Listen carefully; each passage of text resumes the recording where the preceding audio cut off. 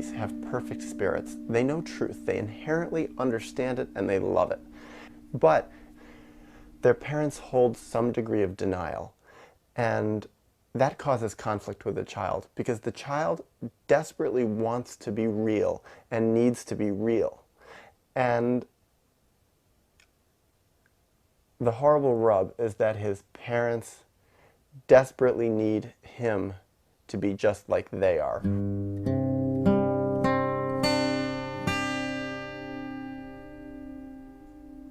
And for a little child, this is torture because it goes totally against what all his instincts are telling him to do, which is to be 100% real and honest, 100% connected with his spirit.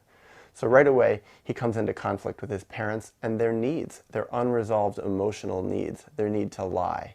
So the result of this is that every child that comes into the world has to go through this transitional conflict of giving up parts of himself in order to fit into his family system, in order to fit into the world and the needs of his parents. And this is traumatizing for a child.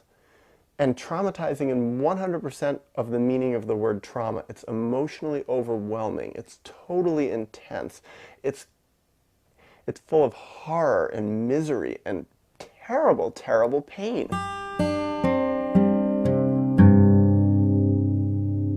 I often am very alone in expressing this idea that little kids go through emotional trauma just by fitting into the denial of their family system, because this traumatizing process is so incredibly common that it's the norm, it's ubiquitous, everybody goes through it, so that in our society, it's not even considered a problem.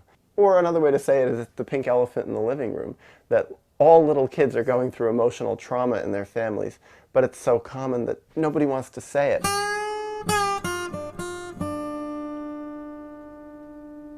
What it means is, first, that people shouldn't be having children until they've totally worked out their inner issues, until they've totally worked out their denial, so they're not forcing the child to squeeze into their little box of denial.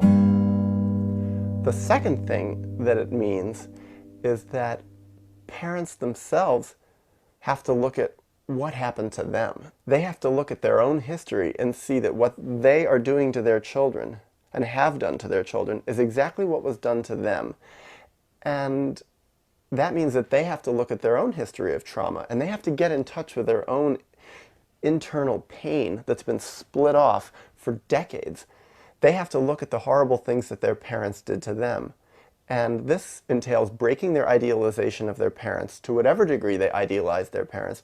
This entails looking at their childhood and really seeing the denial that was everywhere in their family. And it also entails looking at themselves as adolescents and as adults and seeing how much denial they were and are still in.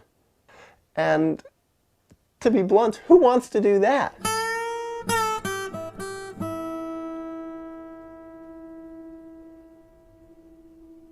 Well, if someone has a desperation to get real and a desperation to be their true self and to totally connect with who they really are, then they do want to do that. But if part of them wants to live for comfort, if part of them wants to live an easier emotional life, if part of them wants to just feel good and happy most of the time, if part of them wants to be loved by the norm, be loved by their parents, be loved by conventional friends, be loved by their conventional spouses and partners, then they don't want to look at it.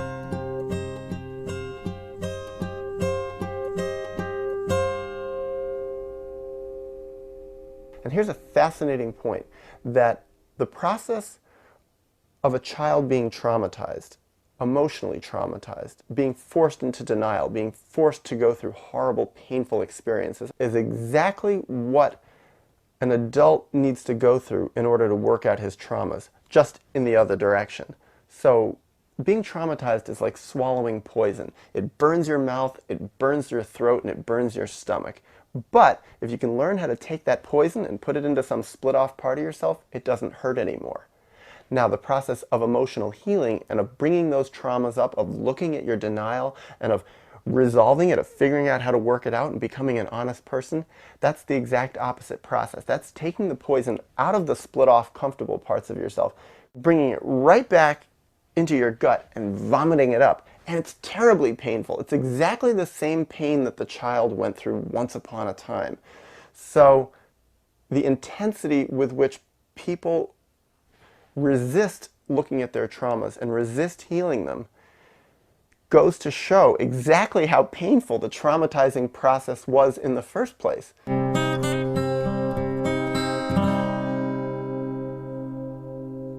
Extreme examples qualify here perfectly. Alcoholics, why are they in denial? Because it's terribly painful not to be in denial. Now, the pain that an alcoholic has to go through to really understand why he became an alcoholic and why he has stayed an alcoholic for so many years, that pain tells exactly the horror he went through once upon a time, because it's the exact same pain. It's the unresolved pain of childhood trauma.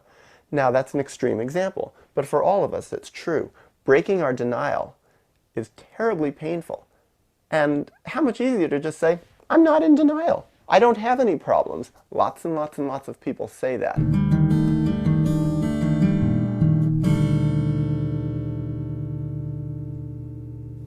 Normally in day-to-day life, we don't address child abuse. We don't address painful life experiences of childhood. How many biographies skip right over people's entire childhood? Or if they talk about their childhood, they just paint it in idyllic and rosy terms about how wonderful the childhood was. Maybe spend 5 or 10 pages on the idyllic nature of childhood and then move right into adulthood, as if childhood never even happened. Well, that's how most people live their conscious lives. They really don't have any connection with their deep and painful childhood experiences, and as the result of that, they really don't know themselves at all.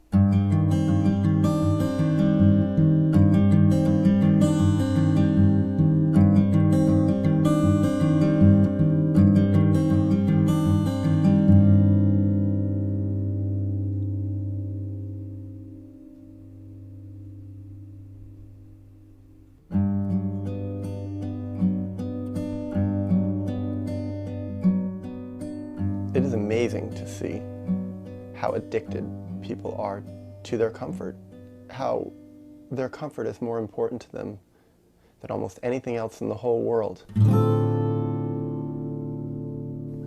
Why deep down do they prefer comfort more than truth? Why do they prefer comfort more than growth? And the reason I've observed is that growth is terrifying. Letting go of comfort is just terrifying. It's like swimming into the ocean far above your head where there's no ground to stand on and we don't know what's going to happen and we might get swept out to sea. That's the terror. But below that, to let go of comfort is to enter the horror of the child's fears, to go back into the little child that we were, who was abandoned and neglected and actually hated by the parents, and to feel that child's horror and terror and pain. And people, of course, could argue, oh, well, very few children actually go through horror and terror and pain. I myself never went through that kind of horror and terror and pain, but my observation is actually they did go through that horror and terror and pain. They just have totally blocked it out of their consciousness.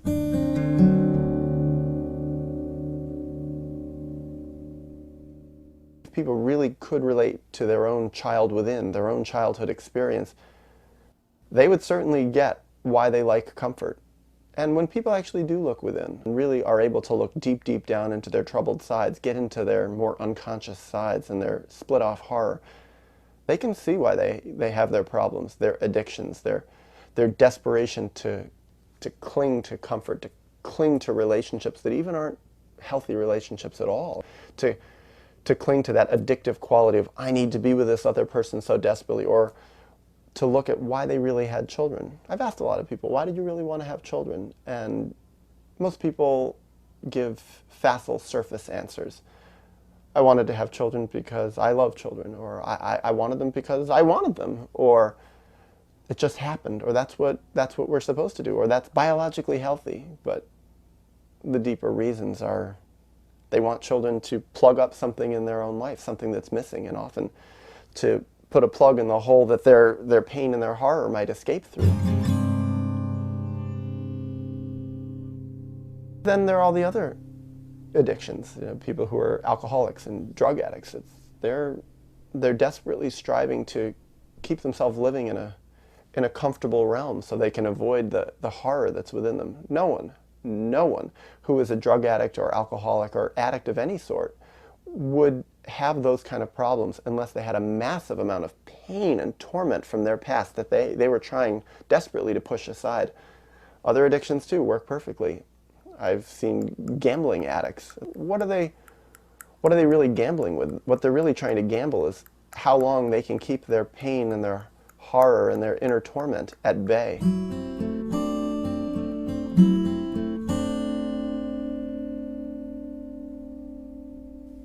Society actually encourages people to have mild addictions. And actually, if you're a mildly addicted person and it doesn't manage to destroy your functioning, then society doesn't even consider that an addiction. Even though I say it's a mild addiction, that's from society's perspective. From my perspective, it's actually a severe addiction. And that is the goal of the norm, to have addictions that keep you comfortable. And addictions that are societally acceptable. The people who have 1 or 2 or 3 glasses of wine every night at dinner. The people who smoke a little bit of pot here and there, keep their pain at bay. People who have children and don't really nurture their children in the way the children need, but they create a family that looks very healthy and looks very happy and conventional, and the children are well-dressed and go to school and do what they're supposed to do. These people, these low-level alcoholics, low-level drug addicts, average parents, people in average relationships, they're all addicts, desperately striving to keep their comfort in order.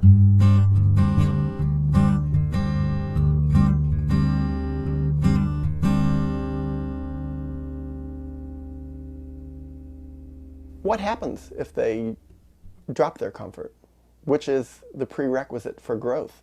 What if they start to make sacrifices of the things that are comfortable for them? That opens the door to their pain and their horror, and it is terrifying. I could give a perfect example of a way to drop one's comfort for value, to drop one's comfort for the sake of personal growth. My example is making this video right now. The horror that I've been going through making these videos, the anxiety that I've gone through, the things that I can project are, people are going to hate this. People are going to write me off as crazy. People are going to say, oh, he's so immature. He's just trying to work out his own issues externally. He's trying to convince people of things that are ludicrous. And the thoughts that come in my mind when I actually turn the camera off, the embarrassment, who's going to watch this? Who's going to think that I'm bonkers and, find ways to write me off as crazy.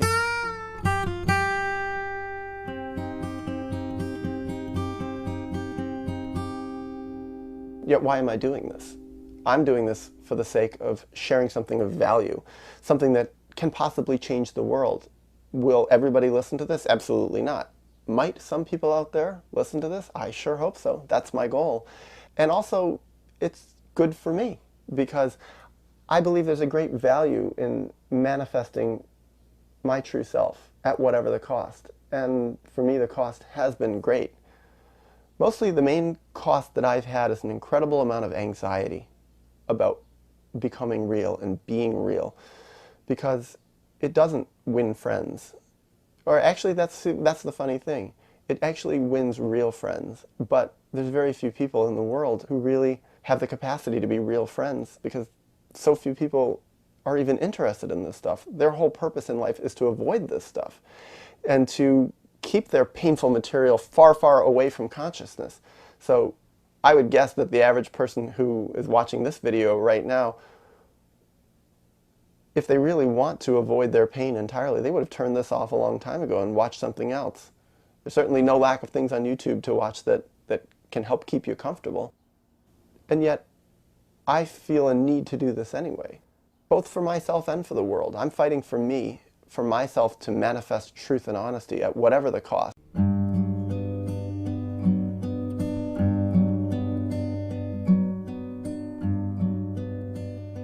It certainly is easier to fit in if you're average and have the same addictions as everyone else and aren't criticizing everyone else's addictions and criticizing their behavior that they don't even consider addictions. And that actually is an irony.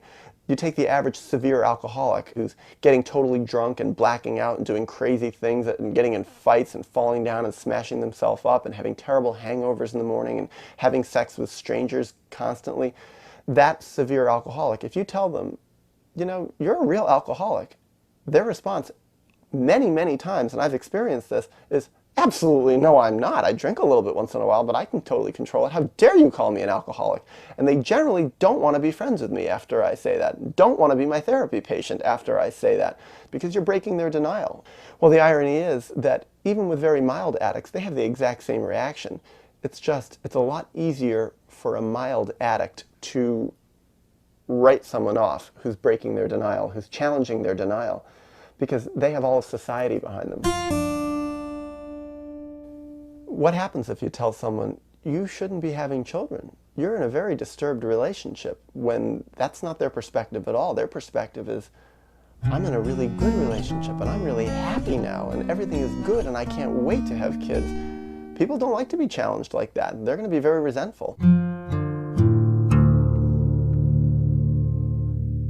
So, a consequence of getting real, the torment of breaking comfort, breaking denial, is a lot of isolation, a lot of social stigma, a lot of social marginalization and alienation, being labeled as a pariah, potentially being labeled as mentally ill.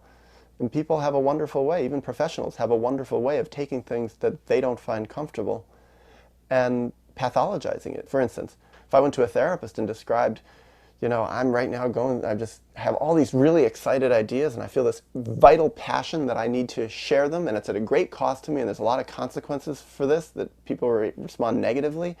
Yeah, I have some allies, but mostly it's just a lot of negative reaction. They can say, oh, he's bipolar. He's in a hypomanic episode right now, and they can give me a coded number, whatever bipolar is, 296.4, and they can give me a diagnosis. And that sounds like an interesting hypothetical, but that's what my family said about me. They believed that, some of them at least, believed that I was bipolar. That's, for me, one example of a cost of having gotten more honest and gotten more real. I was trained to lie. Lying was a survival tactic. I had to. It was like I would get eaten alive. I wouldn't get loved by my parents if I didn't lie and pretend and say what they wanted to hear. So I became a master at that. And when I did that, the consequence was I was loved much more. I was society's darling, the family's darling. And yet it didn't satisfy my soul.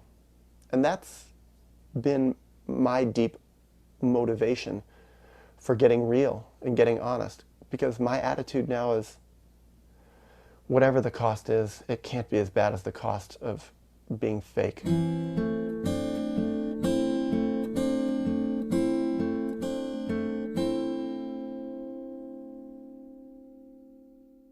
The problem was when I was fake and hiding and saying the right thing and playing the game and wearing the right clothes and having the right haircut and spouting the right philosophy, which I was good at. I was good at all those things, and I was given enough of these, quote, gifts to be able to do that, that I wasn't happy.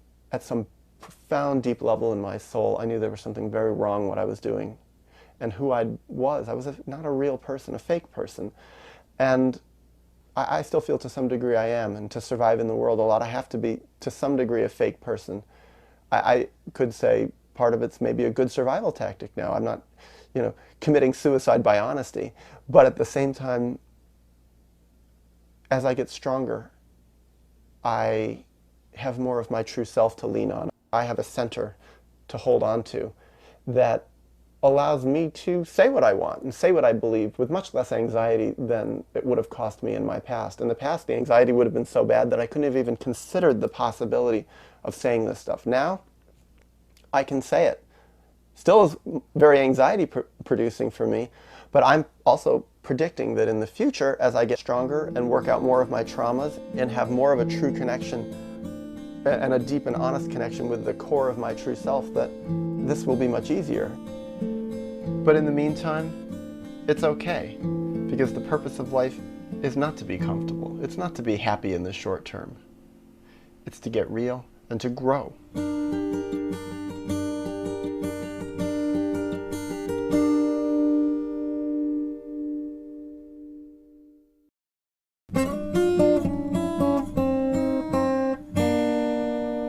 way that I do self-therapy is by journaling.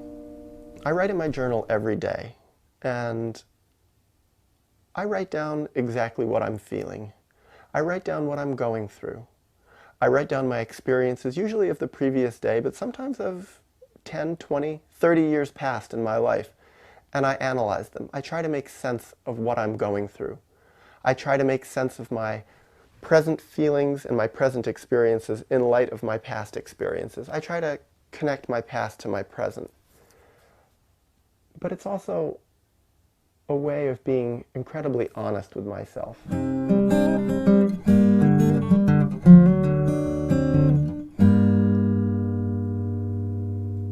I first started writing in my journal when I was 17 years old.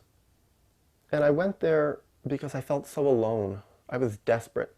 I didn't really have anybody that I trusted to share my internal world with.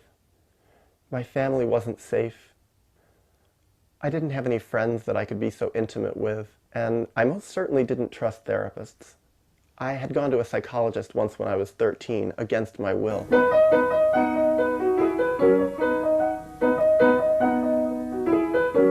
And it was a horrible experience. I felt totally pressured into it. I felt alienated, and I felt that I was being bullied and threatened.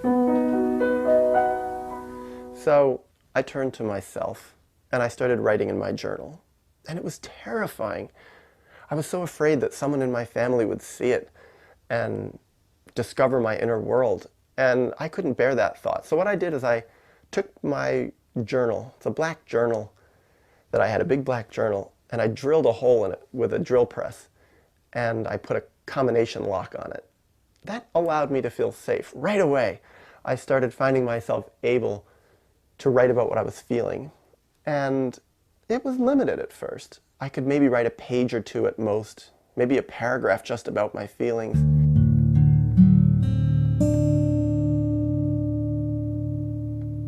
It was terrifying to know that this internal world was going on. I had this belief back at that time that I was fully healed. And so writing in my journal, writing honestly about what I was going through, strongly contradicted that. And it created a lot of cognitive dissonance where I had to acknowledge that there were sides of me that were very unhealed. And that was frightening.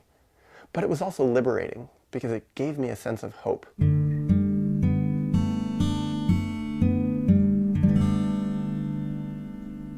Now it's not so terrifying to write about my feelings. But on the other hand, when I get into really fresh feelings that are new, that are hard to acknowledge, the split off and dissociated sides of myself, it actually is terrifying still. It's sometimes embarrassing, and I have this feeling sometimes that someone's looking over my shoulder and reading it. And in a way, what I've discovered is that someone is looking over my shoulder and reading it. It's all the voices in my head that were implanted by my parents and my ancestors, all the voices that said, you shouldn't do this is wrong, you're sick, you're betraying the whole family system by writing about this stuff, by even thinking it. Your job, Daniel, is to split it off and keep it split off and think that you're fine and think that we're all fine and don't look at this stuff, just keep away from it. There is massive betrayal in writing in my journal, but it's been giving me my liberation steadily for the past 20 years. So I write in it every day now.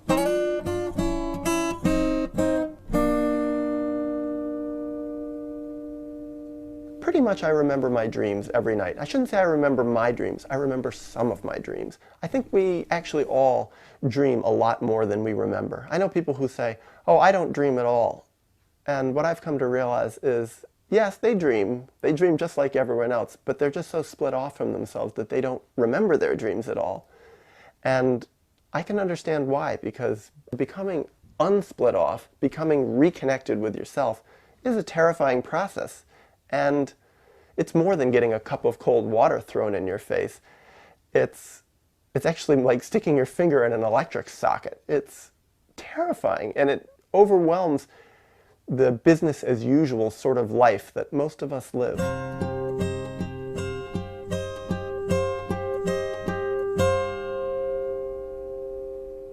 It's such a vulnerability-inducing process. Sometimes it's embarrassing. My dreams aren't always pleasant. I don't do things that are very nice in my dreams sometimes.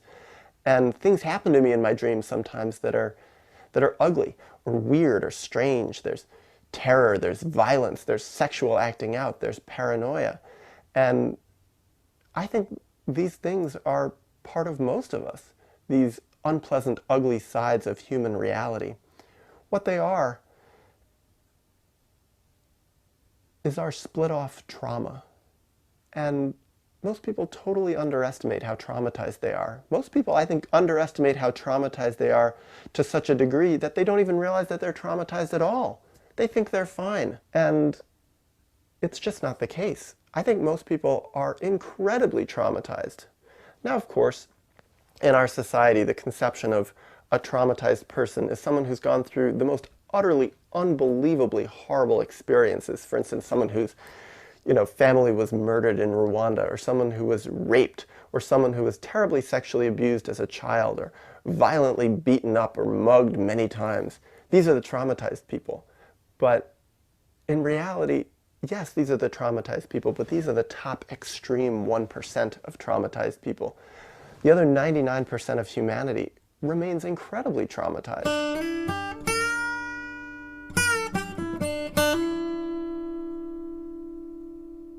It's easy to underestimate how traumatized people are. They seem so healthy, but the reality is the norm is so incredibly unhealthy that if you look at life from the perspective of the norm, it all seems okay because it's normal.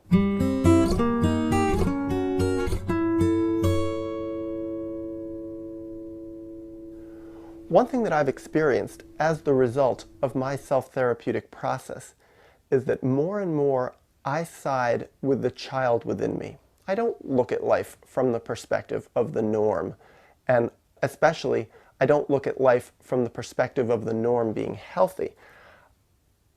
I look at life through the eyes of the child that I was and the needs of that little child, and also from the massive neglect that that little child suffered. Now, I know many people still who knew me when I was a child, who knew my parents and knew my family, and can't understand when I say I was traumatized. It doesn't make sense to them because it seemed like I had such a nice, wonderful, beautiful childhood. Loving mother, loving father, two-parent household, stability, parents with enough money to pay for all the things I needed, a good school, got good grades, had nice friends. But that's the surface view. From the view of the emotional needs of my inner child, there was massive deprivation. There was massive wounding.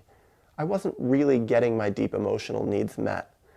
And that was traumatizing to me.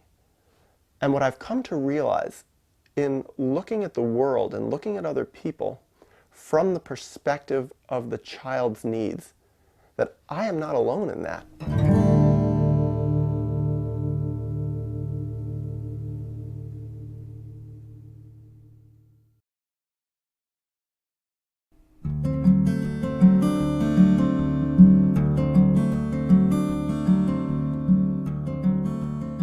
Basically, everybody I've ever seen is totally traumatized from their childhood from not having gotten their needs met. And the reason they're able to deny it is because they have no empathy for what their child's needs were, because they've split it off. It's too dangerous to really empathize with your little child's needs because that betrays your parents. And from a little child's perspective, betraying your parents is like death. It means you're going to get totally rejected. You can't betray your parents as a child. It's completely impossible. That's why even in the extreme cases, abused children side with their traumatizers.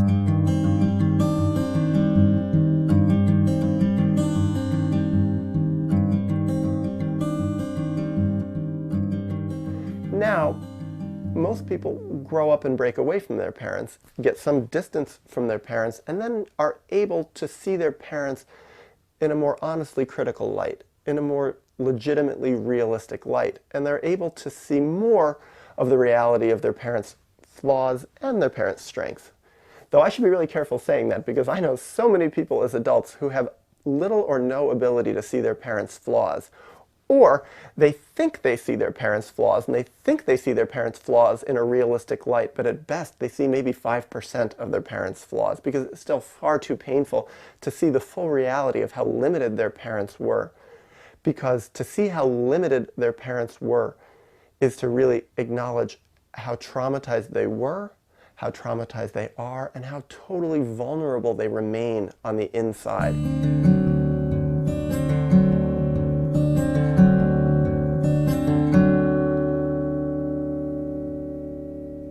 When we get into our dreams, we get into who we really are, into our wounds, into our traumas, into our rage, into our frustrations with our parents and our life and our childhood and all the limitations that life has presented us with. But what makes dreams odd is that they're totally symbolic. So that's what makes it easy for so many people to say, dreams don't mean anything. They're just like little random workings of my mind. They're just something that I ignore. Yeah, I had a bad day today, and so I had some weird dreams tonight. Or, I had some indigestion during the night. I had really bad gas and that gave me bad dreams. Or I had a headache and that gave me bad dreams. And it's like, if only life were so easy. If only dreams really meant so little. Other people discount their dreams by saying, oh, my dreams are magical in terms of telling the future. They tell weird things about what's going to happen in the world. And that's an easy, mystical, quote, spiritual way to discount the deep emotional reality of your dreams.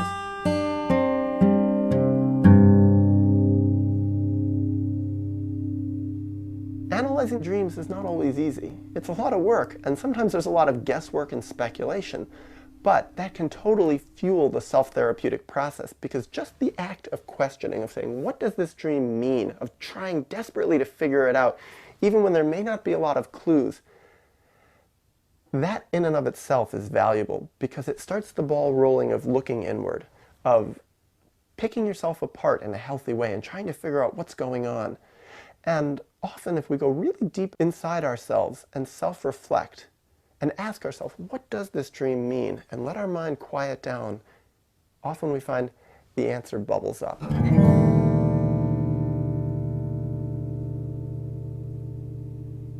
So, even though my dream work is imperfect and confusing sometimes, and I don't feel I exactly get what the dreams mean, and by the way, dreams can mean so many different things at once. One dream can mean 10 different things.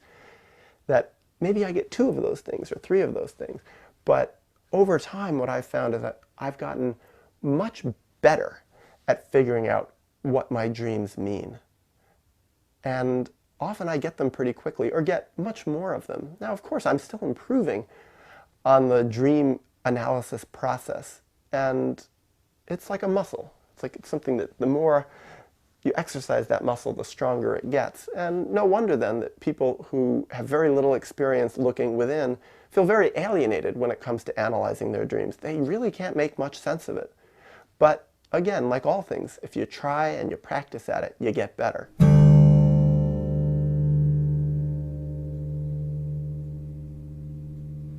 Analyzing my dreams helps bring me back into my center, into who I really am, what's really going on in my unconscious. And it gives me a wonderful sense of connectedness and a sense of deep, real comfort and satisfaction, and that what's going on in my head is not crazy, that it really is legitimate, that I really was wounded, and that I really am struggling to work things out. Because what are dreams, after all? They're a desperate attempt for our unconscious to try to work out our problems. Problems that seem too overwhelming to us because we live in a world that's so against healing. And so our dreams are trying to do the work for us. And we do ourselves a great service if we try to actually help our unconscious, and we use our conscious mind to try to connect with that unconscious, and we work in tandem with it.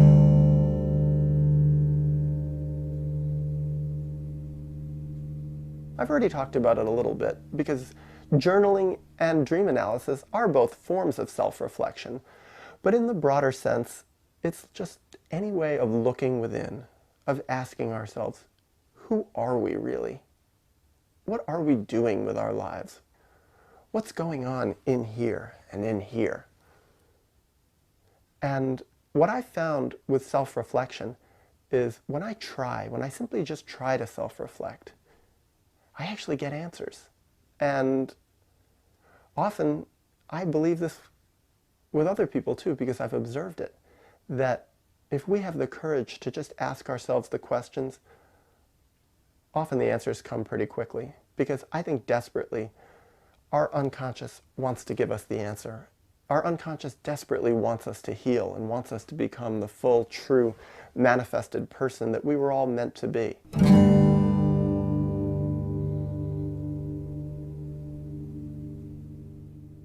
What is the goal of self-therapy? If the goal of psychotherapy is to become free enough to learn how to do self-therapy, I believe the goal of self-therapy, again, is to fully manifest our truth, to dissolve our unconscious. Because I believe a fully healthy person would no longer have an unconscious. They wouldn't need one. What is the point of the unconscious? The point of the unconscious is to help us keep all our painful material out of sight so we can actually function day to day. If the unconscious came up too quickly, it would overwhelm us. It could drive us crazy. It could make us have anxiety that would be totally, totally overwhelming. So we need to respect it, to be gentle with ourselves. That's why some people flip out when they try certain hallucinogenic drugs, even marijuana. It takes their unconscious and it brings it up into their consciousness far too quickly. And it's very, very disrespectful to the self. And it's not a gentle process. And that's the vital thing for self-therapy, to be gentle about it, to be self-loving. Because the whole problem with the traumatizing process of having a neglectful childhood, which is the standard, that's the norm, is that neglectful process that we've all gone through was so disrespectful to our inner beings.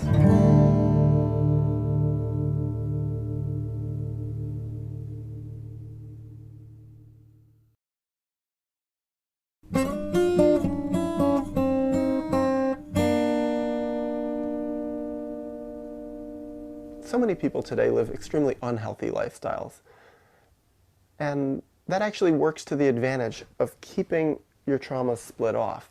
But if you really need to connect with those traumas, feel their pain and be able to grieve them and resolve them, living a healthy lifestyle does a wonderful service. So what does a healthy lifestyle mean? Well, of course, all the other things that I've mentioned so far are part of it, such as journaling and self-reflecting and analyzing dreams. But there are many simple tools for doing it. Simple for me to say, much harder to put into practice. But let me give a list. Getting a good night's sleep every night, going to bed at a reasonable hour, getting a good long night's sleep, and waking up in the morning when the sun's up. Eating a healthy diet, having good healthy food in the body, putting good nutrition into yourself. We can avoid drugs and alcohol. We live in a society where it's so common to drink alcohol. It's considered perfectly normal. But what is the purpose of alcohol? The purpose of alcohol is to keep us split off from ourselves, to allow ourselves to believe that we're happy without actually doing the inner work. Avoiding that. Ooh, it can bring up a lot of frustration. It can bring up social alienation. It can bring up internal pain. But sometimes that's just what we need for self-therapy. Being single. That's actually not so easy. Being single, being celibate.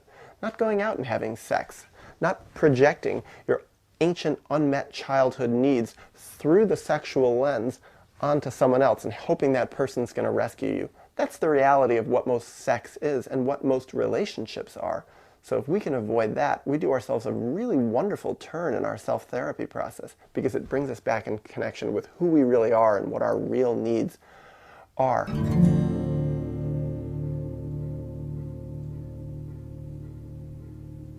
This is a risky one to say, but I think it's very, very important. Taking distance from one's family of origin, getting away from your parents, sometimes your siblings too. Now, that can be very painful for people. But again, often it's vitally important, because if you're so close to the people who did the basic wounding of you, who are the ones who basically traumatized you, it's very hard to understand what they did, because you're too close to it. Sometimes we need a lot of distance to gain the perspective, to really understand what happened to us and who we really are. When we're really, really close to the people who traumatized us, often we see things through their eyes. When we take distance, and sometimes a lot of distance, we gain the perspective to see who we are as individuals, what our traumas really are, what our wounds were, what our neglects were. And this is vital for self-therapy. It's like focusing the camera. It allows us to really see in crystal color where we came from and where we're going.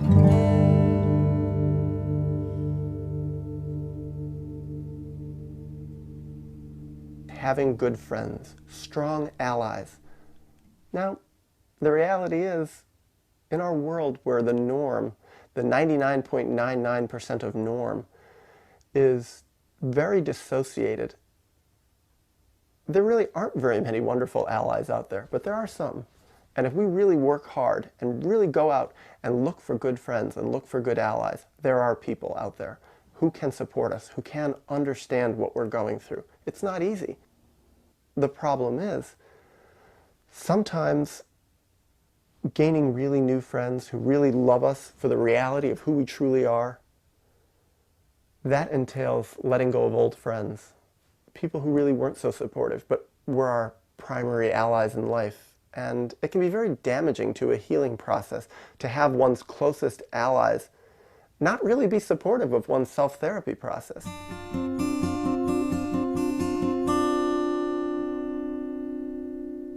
The last tool for self-therapy that pops into my mind is having fun.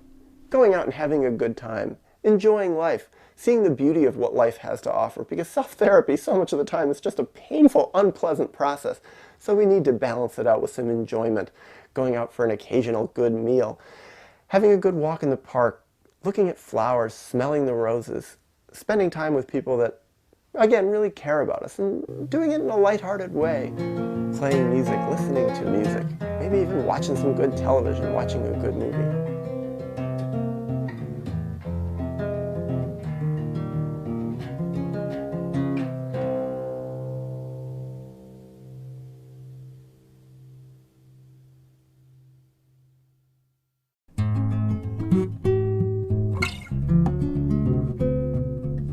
I'm now going to explore the 4 stages of psychological development on the path to emotional healthiness, from the least evolved to the most evolved. The 4 stages are dissociation, then depression, then grieving, then enlightenment.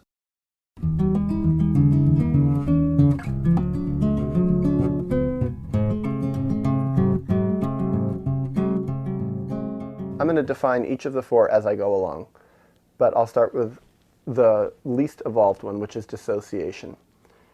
And I'm going to talk about some of the ironies of these different stages. Dissociation is being split off from your traumas. Now, in the more conventional psychological sense, dissociation talks about being severely cut off from severe traumas. That is dissociation, but that's extreme dissociation. The most extreme being what was previously referred to as multiple personality disorder, where a person is so disassociated from parts of themselves that when they do access those parts of themselves, it's a completely different personality that's actually like separated by a wall from other parts of them. That's the theory behind it. And multiple personality is now known as dissociative identity disorder. Certain identities actually disassociate.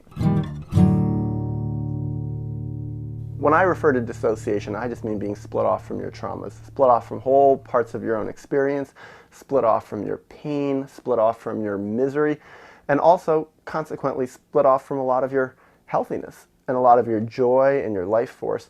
But the irony is that people who are dissociated often seem fairly healthy, and they seem fairly normal because they are fairly normal. Because that's what normal in our society is. We live in a very dissociated society. We live in a society that's very split off from its rage, from its feelings, from its sadness, from its misery, from its suffering, and also from its incredible potential and its joy.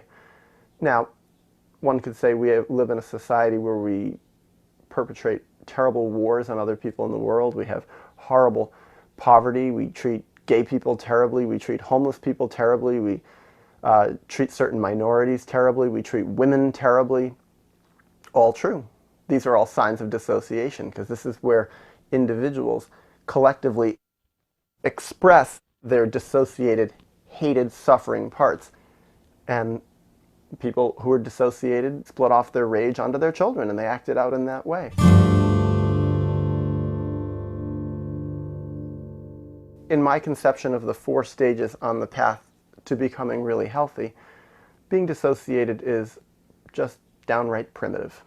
It's someone who has been traumatized, who's really not even aware of it, and is really, really out of touch. So much so that they can think they're doing great.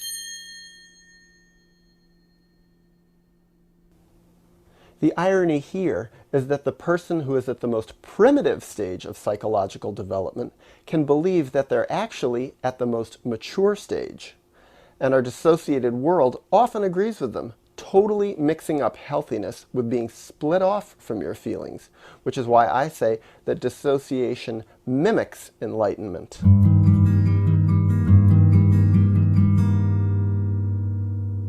The next stage up is when people actually take a psychological step forward. They step out of dissociation into suffering. The wall that's splitting themselves off from their horrible traumas, their wounds, and all that misery and rot and anger and frustration and depression, the wall breaks open and it's like a giant infection comes bursting out. And what does it come out into? It comes into depression, hopelessness, misery, suffering. The pain is not so dissociated. It's there, but it's just stagnant. It's rotting. It feels terrible, and it's miserable. Interestingly, what I've learned over a period of time is it's when people are in the phase of suffering, that's when they come to therapy. That's when they say, I'm in pain, I need help, do something to help me. And what's fascinating about the psychology field is the average conventional part of the psychology field says, we will help you. We're going to help you do what we've learned how to do. We're going to help you learn how to devolve into dissociation. And so many psychology methods, and especially psychiatric medications and then electroshock therapy, all these different things, they take people from suffering and they bring them, the ideal is to bring them the relief of dissociation, because dissociation actually feels a lot better. They teach people how to split off their miserable sides. They take their brain chemicals and adjust them through the medication and through the other methods that they have. And I think hypnosis actually can often do that too. Actually, oddly enough, to get someone hypnotized, they have to get into a sort of a dissociated state. And I think part of it's teaching them how to stay there.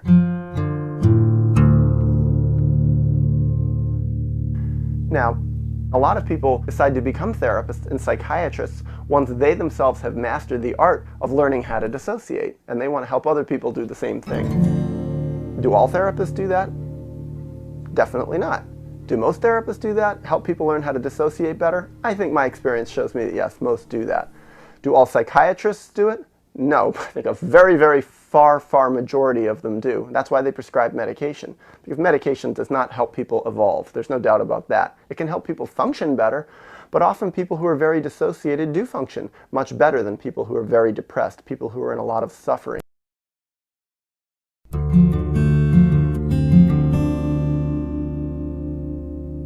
The next stage up in evolution is grieving. That's when you take the depression, take the misery, take the suffering, and take the horror, and make it purposeful. Actually do something useful with it. So the second stage of suffering and depression, it's purposeless misery. To take it for a purpose and do something with it is to begin to actually grieve. That's to make sense of it, to understand, where did this come from? Why is it happening? Why did I become this way? Who am I? Why am I feeling all this horror? Not just wallowing in misery. It's like one is wallowing in a dirty diaper, one is cleaning yourself up.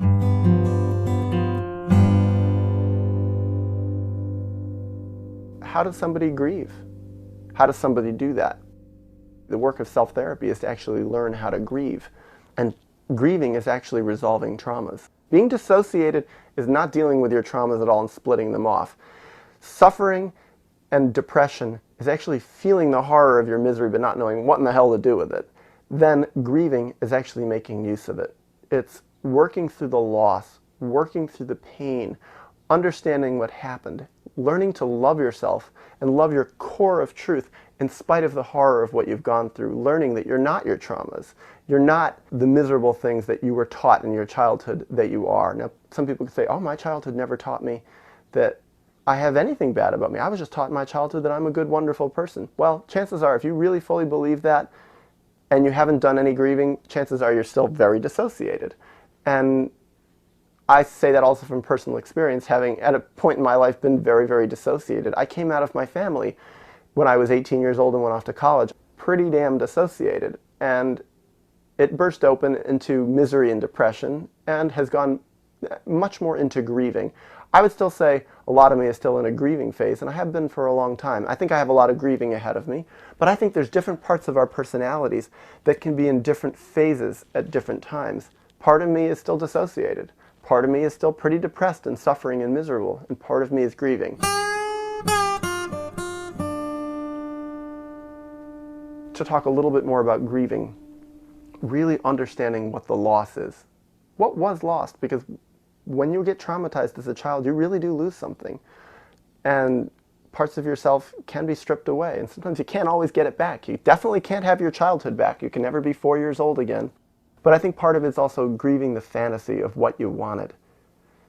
Grieving the fantasy that you had a good family and a perfect family. Grieving the fantasy that you were fully loved by your mother. That's a painful fantasy to grieve.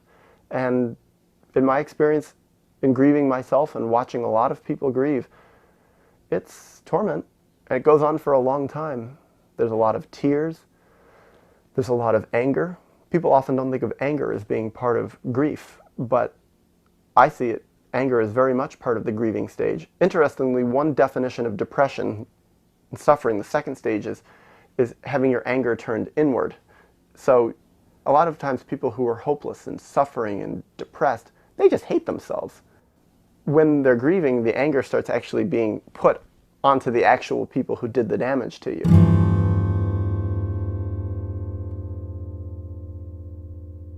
And that's the key, is not to act out the anger, but to find out who really did the damage. And it's not necessarily openly expressing the anger toward the people. Maybe the people who damaged you have been dead for 30 or 40 years. That's quite possible. How do you get angry at people that are dead?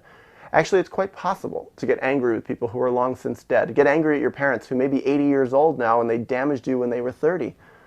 Very possible to get, and healthy actually, to get very angry at them. It's just how you express it is the key.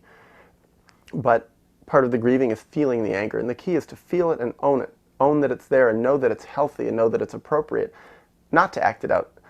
In New York City, it's not an uncommon thing to see people screaming at taxi drivers and yelling at bicyclists and yelling at other pedestrians and people having road rage and screaming and fighting over parking spots. They're not grieving. They're acting out their anger. If they looked inside and saw what was really causing them to be angry, it would guarantee it's not the cab driver driving up Fifth Avenue. It's someone a long, long time ago who did them a lot of harm. And actually, by yelling at the cab driver and yelling at a bicyclist and yelling at another pedestrian, that's a convenient way to let your traumatizers off the hook and to not have to really be angry at the person who deserves the anger.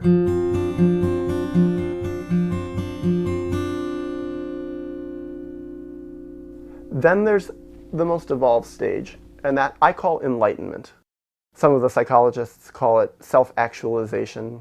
I could say it's knowing yourself, really being true to yourself, or a better definition was being fully connected to the core of truth that's within us all. If a person's conscious mind is connected to their core of truth in their heart, they are enlightened. And to me also, to be fully enlightened is to be fully 100% consciously connected with our core of truth within. And actually, I would define it as no longer having an unconscious mind. There's no longer that unconscious process working in the background because there's no longer any need for it. I think the unconscious mind was created and developed as the result of trauma. It was too painful to consciously be aware of the horrors that were going on in one's childhood. So what we had to do was create a separate part of our mind that was out of consciousness to be able to deal with all those horrors. And that conscious mind lives on until we resolve our traumas.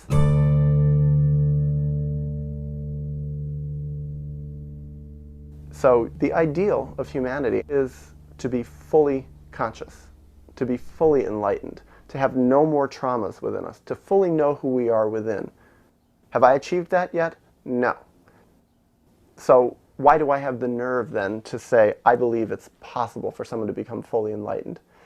The reason is because part of me has attained it. Part of me has worked through these stages. Part of me has become much, much, much more enlightened more conscious, more aware, and less traumatized than I ever was. And that whole process, for every part of me that's become enlightened, self-actualized, conscious, healthy, has gone through those stages. It started with dissociation and has gone through to enlightenment. With one exception. There are parts of me that were never traumatized, and those parts of me never had to go through the whole process. There were parts of me that were conscious from when I was very, very young, because my parents and other people who were powerful in my life never damaged them. And the more that each of us starts off healthy and starts off conscious and aware, the easier of a life we have.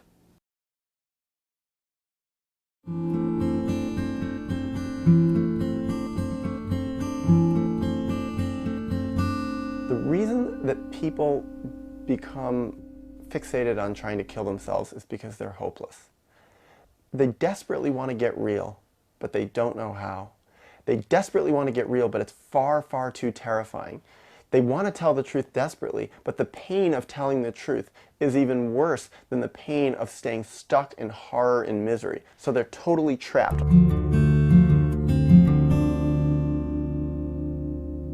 So they think, there's one option that bypasses staying miserable, and it bypasses the pain and horror of getting real. And that option is killing yourself, just totally obliterating your own life and giving up.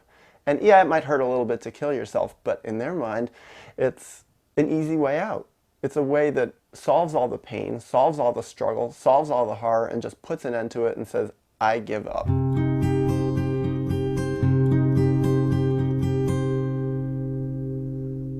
First of all, it just goes to show how horribly wounded they once were, how miserably rotten of a childhood they really had, and how much terrible buried pain there is. Because if their childhood wasn't so rotten, if they weren't such a miserable, miserable person deep inside, it wouldn't be that painful to heal their traumas. It wouldn't be that painful to look in the mirror and begin to be honest with oneself and begin to really grieve the terrible damage.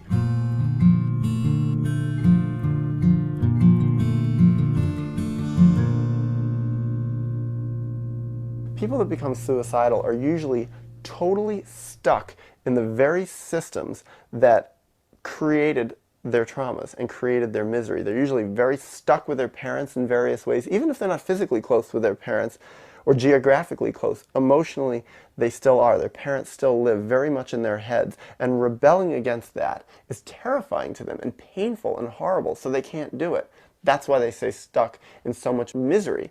That's why they're so depressed. And that's why they become suicidal.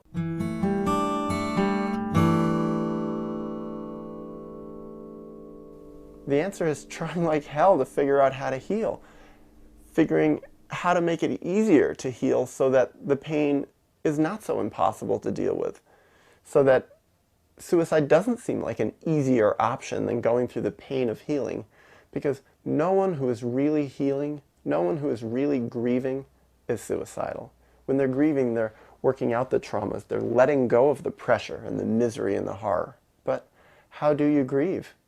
How do you take these steps? Well, that's the whole work of self-therapy. That's how you get your hope back.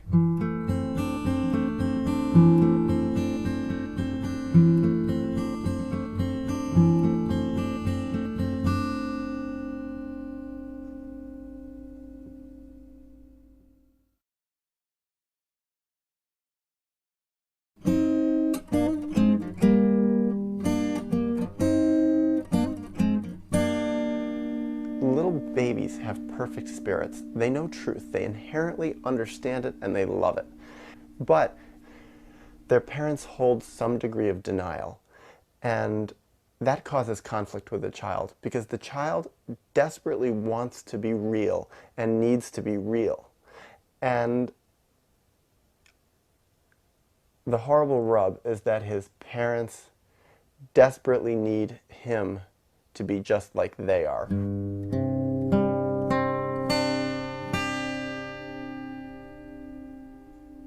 And for a little child, this is torture because it goes totally against what all his instincts are telling him to do, which is to be 100% real and honest, 100% connected with his spirit. So right away, he comes into conflict with his parents and their needs, their unresolved emotional needs, their need to lie. So the result of this is that every child that comes into the world has to say it.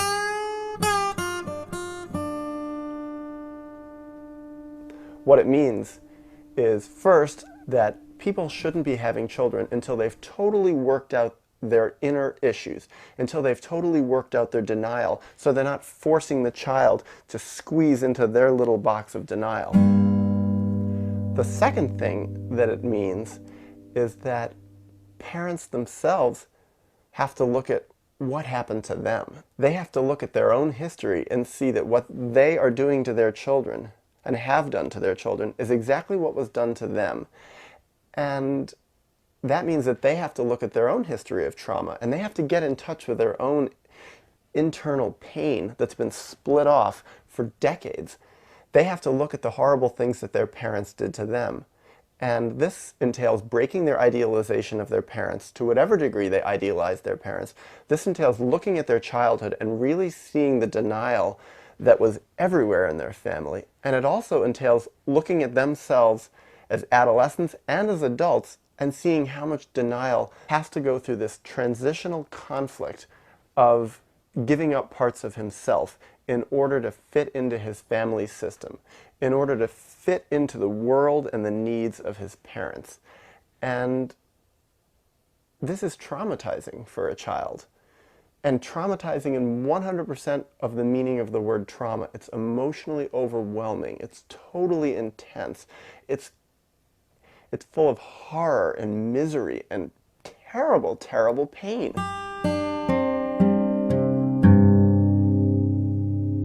I often am very alone in expressing this idea that little kids go through emotional trauma just by fitting into the denial of their family system, because this traumatizing process is so incredibly common that it's the norm, it's ubiquitous, everybody goes through it, so that in our society, it's not even considered a problem.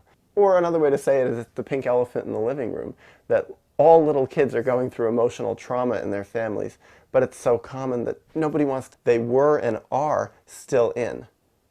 And to be blunt, who wants to do that?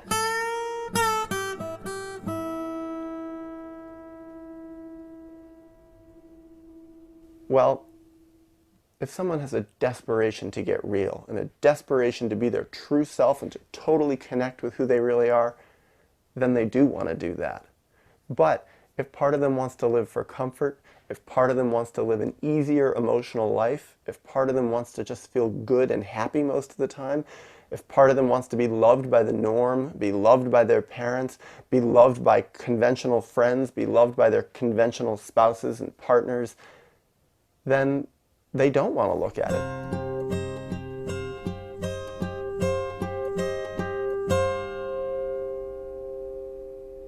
And here's a fascinating point, that the process of a child being traumatized, emotionally traumatized, being forced into denial, being forced to go through horrible, painful experiences, is exactly what an adult needs to go through in order to work out his traumas, just in the other direction.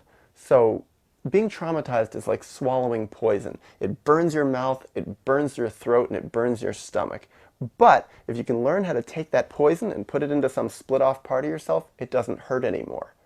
Now, the process of emotional healing and of bringing those traumas up, of looking at your denial and of resolving it, of figuring out how to work it out and becoming an honest person, that's the exact opposite process. That's taking the poison out of the split-off comfortable parts of yourself, bringing it right back into your gut and vomiting it up. And it's terribly painful. It's exactly the same pain that the child went through once upon a time. So the intensity with which people resist looking at their traumas and resist healing them goes to show exactly how painful the traumatizing process was in the first place.